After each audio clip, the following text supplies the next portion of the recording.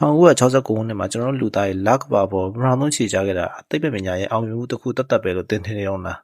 တကယ်တော့အဲ့ခီးစဉ်ကလပေါ်မှာပြတ်ကျနေတဲ့အေယာမစေုပ်ရင်ကြီးကိုတွားရောက်စစ်ဆေးဖို့အတွက်ကမ္ဘာအစိုးရရဲ့လှုပ်ဝက်ဖုံးပြီးခဲ့တဲ့စစ်စင်ရေးတစ်ခုဆိုရင်ကောမင်္ဂလာပါခင်ဗျာ Flame Flat ချန်နယ်ကနေပြီးကြိုဆိုလိုက်ပါတယ်ဒီနေ့မှာတော့ Transformer ပိတ်တဲ့ကြိုက်ဆုံးလို့ပြောလို့ရတဲ့ Transformer 3 Dark of the Moon တင်ဆက်ပြပြပေးတော့မှာဖြစ်ပါတယ်ဇလန်းစာမှာတော့ကျွန်တော်တို့1960ပြည့်နှစ်တည်းစီကိုခေါ်ရပါတယ် Cybertron ချိုးမှာ Autobots နဲ့ Decepticon နဲ့စစ်ဖြစ်နေတဲ့နောက်ဆုံးဆွေရောက်နေပါပြီအဲ့ဒီအချိန်မှာ Autobots ခေါင်းဆောင်ဟောင်း Sentinel Prime ဟာ The Ark လို့ခေါ်တဲ့ယဉ်ကြီးနဲ့တူစစ်ပွဲအနိုင်တိုက်နိုင်မဲ့နည်းပညာတွေယူပြီးထွက်ပြေးခဲ့ပါတယ်ဒါပေမဲ့သူ့ရဲ့ယဉ်ဟာ Decepticon ရဲ့ပြစ်ခတ်မှုကြောင့်လပေါ်ကိုပြစ်ကျသွားခဲ့ပါတယ်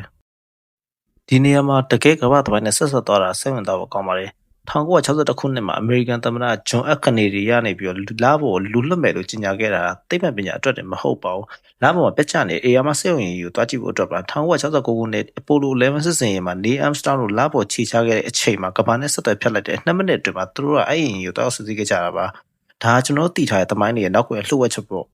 အခုလက်ရှိချိန်ကိုပြောင်းလာတဲ့အခါမှာတော့ကျွန်တော်တို့ရဲ့ဇက်လိုက်ကြီး Sam တယောက်အခက်တွေ့နေပါတယ်သူကကဘာကြီးကိုနှစ်ခါလောက်ကယ်ခဲ့ပေမဲ့လည်းအခုတော့လုံးလက်မဲ့ဖြစ်နေပြီးတော့အလုံးလိုက်လျှောက်နေရတဲ့အတာမန်လူတယောက်ဖြစ်နေပါတယ်အရင်ကြီးသားဟောင်းမက်ကီလာနဲ့လမ်းခွဲပြီးတဲ့နောက်မှာတော့သူကနောက်ထပ်အလှော်ကလေးတယောက်ဖြစ်တဲ့ကာလီနဲ့တွဲနေပါတယ်ဒီနေရာမှာ Sam ရဲ့စိတ်ပိုင်းဆိုင်ရာကိုလည်းကြည့်အောင်ပါသူအစေုပ်တင်တဲ့အတူတိုက်ပွဲဝင်ကြပေမဲ့လည်းအစိုးရသူ့အတာမန်လူလိုပဲနေခိုင်းထားပါတယ်Sam လောက်ရသွားတဲ့ကုမ္ပဏီမှာ J1 ဆိုတဲ့လူတယောက်နဲ့တွေ့ပါတယ်ဒီလူက Sam ကိုလာဖို့အလှည့်ချက်တွေကြောင်းလာပြောပြပြီးတဲ့နောက်မှာတော့ပောက်ကွဲမှုတစ်ခုတည်းမှာတိတ်ဆုံးသွားပါတယ်။ဒါ Decepticon တွေကလာဘော်ကိစ္စကိုဖုံးပြဖို့အတွက်လူသားတွေကိုတုံးချပြီးတတ်နေတယ်ဆိုတော့ Sam စပြီးရွေးမိလာတဲ့အချိန်မှာပဲ။တစ်ဖက်မှာတော့ NAS အဖွဲ့နဲ့ Optimus Prime တို့ကယူကရိန်းနိုင်ငံမှာရှိတဲ့ nuclear စက်ဟောင်းစီကိုရောက်သွားပါတယ်။အဲ့မှာပုံမှန်မဟုတ်တဲ့စက်ပစ္စည်းတစ်ခုကိုသွားရှာတာပါ။အဲ့မှာ Decepticon တွေကအရန်ကိုကြောက်ဖို့ကောင်းတဲ့ Shockwave နဲ့သူ့ရဲ့ Immortal ကောင်ကြီးတစ်ကောင်ဖြစ်တဲ့ Driller လို့ခေါ်တဲ့အရာမတန်ကောင်ကြီးနဲ့စတင်ရင်ဆိုင်ရပါတော့တယ်။ဗီလာကြီးကမြောက်ကနေထွက်လာပြီးတော့စာအုပ်တွေကိုဖျက်ဆီးပစ်လိုက်ပါတယ်။ Optimus ကအဲ့ဒီတိုက်ပွဲကြမှာ The Ark ရဲ့အစိပ်ပိုင်းတစ်ခုကိုတွေ့ပါတယ်။ဒါငါတို့လောက်မှာသွားရှာမယ်အရာပဲဆိုပြီးတော့ Optimus တယောက်သိသွားပါတော့တယ်။ဒီနေရာမှာ NAS အဖွဲ့ရဲ့ခေါင်းဆောင်တွေဖြစ်တဲ့ Marine နဲ့ Optimus တို့ကြားမှာတင်းမာမှုတွေဖြစ်လာပါတယ်။လူသားတွေက Autobots တွေကိုအကောင်အစင်မပြောပြခဲ့တာကြောင့် Optimus တယောက်အရန်ကိုဒေါသထွက်သွားပါတယ်။ Optimus နဲ့ Richard တို့ကလာဖို့သွားပြီးတော့ Sentinel Prime ရဲ့ရုပ်အလောင်းနဲ့အတူသူနဲ့အတူပါလာတဲ့ Pillars 9တိုင်ကိုပါကမ္ဘာမျိုးကိုတည်ဆောင်လာခဲ့ပါတယ်။ Optimus ကသူ့ရဲ့ Matrix of Leadership ကိုသုံးပြီးတော့ Sentinel ကိုပြန်လုပ်လိုက်တဲ့အခါမှာတော့ Autobots တွေအတွက်မျှော်လင့်ချက်အသစ်တွေရလာပြီးတော့ထင်မှတ်ခဲ့ကြတာပါ။အဆိုပါ Pillars တွေက Spirit Bridge လို့ခေါ်တဲ့အာဂါတကုသတာကိုတိစောက်ဖို့အတွက်ဖြစ်ပြီးတော့ဒါ Cybertron ကိုပြန်လည်တိစောက်ဖို့တခုတည်းသောနီးလမ်းပါဆိုပြီးတော့ Sentinel ရှင်းပြပါတယ်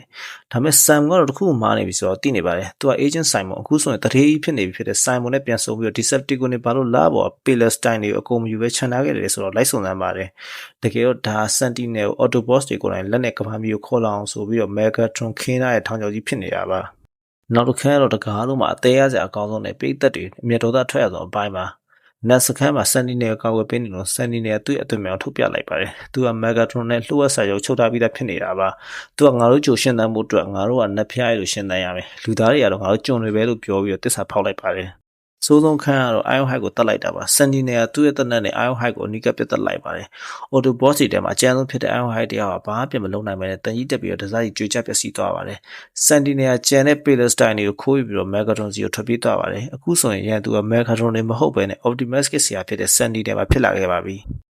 Sentinel Pillars တွေကိုသုံးပြီးတော့ Decepticon စစ်တပ်ကြီးကိုကမ္ဘာမြေစီကို teleport လုပ်ပြီးတော့ခေါ်လိုက်ပါတယ်။အစိုးရအကြောင်းတကြားဖြစ်ပြီးတော့ Sentinel ရဲ့တောင်းဆိုချက်အရ Autobots တွေကိုကမ္ဘာမြေပေါ်ကနေထွက်သွားပြီးတော့အမိန့်ထုတ်ပါတယ်။ Optimus တို့ကလူသားတွေပေါ်ကိုစိတ်ပြတ်သွားပြီမဲ့သူတို့ရဲ့ဆန္ဒအတိုင်း Sentient ဆိုတဲ့ယဉ်ကြီးနဲ့ကမ္ဘာမြေပေါ်ကထွက်ခွာဖို့ပြင်ဆင်ကြပါတယ်။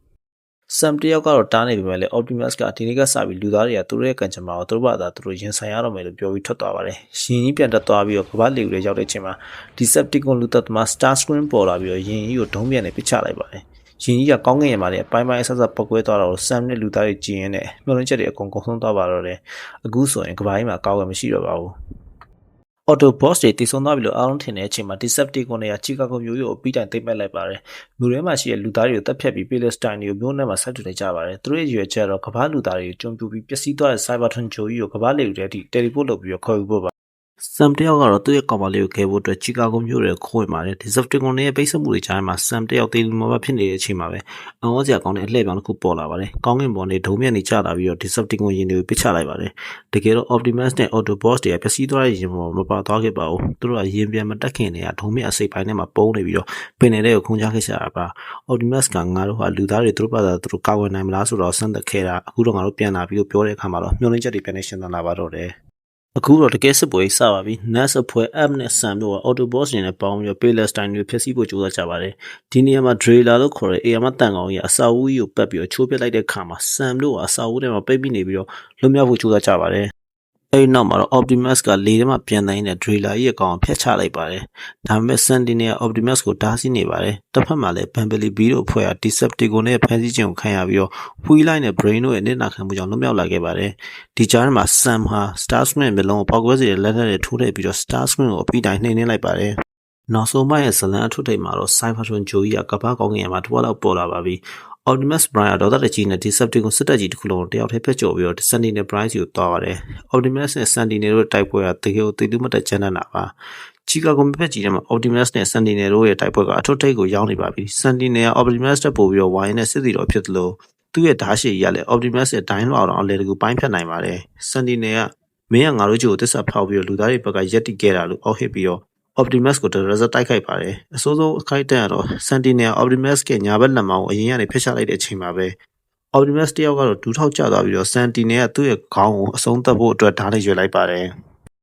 အဲ့ဒီအချိန်မှာတော့ Sam ရဲ့ကောင်မလေးဖြစ်တဲ့ Carly ကဒဏ်ရာတွေနဲ့ပုံတဲ့ Megatron စီကိုရဲဝင်သွားခဲ့ပါတယ် Megatron အရင်လိုမဟုတ်ပဲခေါင်းမှာဒဏ်ရာတွေနဲ့အင်အားကြီးနေတာပါ Carly ကမင်းကြည့်လိုက်စမ်း Megatron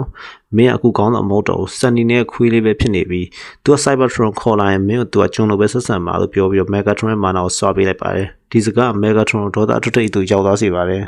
Sentinel Optimus ကိုအဆုံးသတ်တော့မဲ့စက္ကန့်ပိုင်းလိုမှာပဲ Megatron အနောက်ကနေရုတ်တရက်ပေါ်လာပါတယ်ဒါငါ့ရဲ့ချိုးပဲလို့ဟင်းဟောက်ပြီးတော့ Megatron ကသူ့ရဲ့ Fusion Cannon နဲ့ Sentinel ကိုနှိကပစ်ခတ်လိုက်လို့သူ့ရဲ့တန်ကြုံတွေနဲ့ Sentinel ရဲ့ကြောကုန်းကိုပေါက်ထွက်သွားအောင်တိုက်ခိုက်လိုက်ပါတယ် Sentinel လွင့်ထွက်သွားပြီးတော့အသက်လုနေရတဲ့အချိန်မှာပဲ Megatron Optimus ဘက်ကိုလှည့်ပြီးတော့ငါသာမရှိရင်မင်းဘယ်လိုဖြစ်နေမှာလဲ Prime ဆိုပြီးတော့မေးလိုက်ပါတယ် Megatron တခုမှားသွားတာတော့ Optimus ကဒီတစ်ခါမှတော့ဘယ်သူမှခွင့်မလွတ်တော့ပါဘူးOptimus ကအဖြူရှာဖို့ချိန်ကြပြီလို့ပြန်ပြောပြီးတော့လက်ကျန်လက်တစ်ဖက်ထဲနဲ့သူ့ရဲ့စစ်ပစိန်ကိုကင်က Megatron စီကိုခုံဝင်သွားပါတယ်။ Optimus က Megatron ရဲ့ခေါင်းကိုပစိန်နဲ့ခွဲပစ်လိုက်ပြီးတော့ Megatron ရဲ့ကြောရိုးနဲ့ခေါင်းတစ်ခါလေးဆွဲနှုတ်ပစ်လိုက်ပါတယ်။ Decepticon ခေါင်းတော့ Megatron ဒီနေရာမှာနေပြီးတိုင်စသိမ်းသွားခဲ့ပါပြီ။နောက်ဆုံးမှာတော့ဒဏ်ရာတွေနဲ့လဲနေတဲ့ Sentinel စီကို Optimus ကရှောက်လာပါတယ်။ Sentinel ကငါလုပ်ခဲ့တာတွေကငါတို့ကျရှင်သန်ဖို့အတွက်ပါလို့စီရင်ပေးနေတော့မှာပဲ Optimus ကမင်းကငါတို့ကိုတစ္ဆာဖောက်ခဲ့တာမဟုတ်ဘူး Sentinel မင်းကမင်းကိုပဲတစ္ဆာဖောက်ခဲ့တာလို့ပြောပြီးတော့ Megatron ရဲ့တက်နဲ့ Sentinel ရဲ့ခေါင်းနှစ်ချက်စစ်ပစ်ခတ်ပြီးတော့အဆုံးသတ်ဆင်ရလိုက်ပါတယ်ဒါ Autobots ရဲ့ခေါင်းဆောင်ဟောင်းတယောက်ရဲ့အဆုံးသတ်ပါပဲ Palestine ပျက်စီးသွားတဲ့အတွက် Cybertron Joey ကလည်းအာဂါသာထဲမှာပဲပျောက်ကွယ်သွားပါတော့တယ်စသိမ်းမှာတော့ Optimus ကဘလောက်ပဲတစ္ဆာဖောက်မှုတွေရှိနေပါစေငါတို့ကလူသားတွေကိုဘယ်တော့မှလက်မလွတ်ဘူးလို့ပြောနေတဲ့ဇလန်ကတော့ပြီးဆုံးသွားပါတယ်ဒီနေ့ဗီဒီယိုလေးကိုဆုံးထိကြည့်ပေးတဲ့ကျေးဇူးများကြီးတင်ပါတယ်။နောက်အပတ်တွေမှာလည်းစိတ်ဝင်စားတဲ့ရုပ်ရှင်တွေနဲ့ပြန်လာခဲ့ပါမယ်။ကျွန်တော်တို့ရဲ့ YouTube channel လေးကို like, subscribe လေးလုပ်ထားဖို့မေ့နေအောင်နော်။